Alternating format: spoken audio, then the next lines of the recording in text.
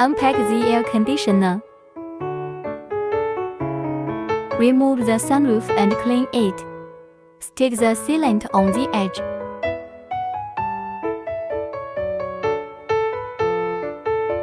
Put the air conditioner into the sunroof.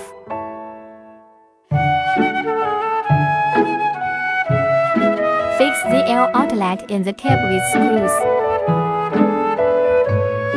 Install the mounting panel with screws.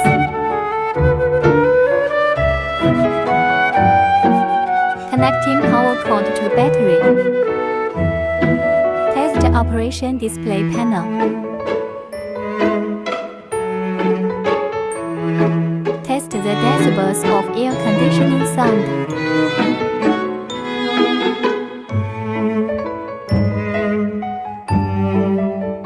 The air conditioner can be controlled through a mobile app.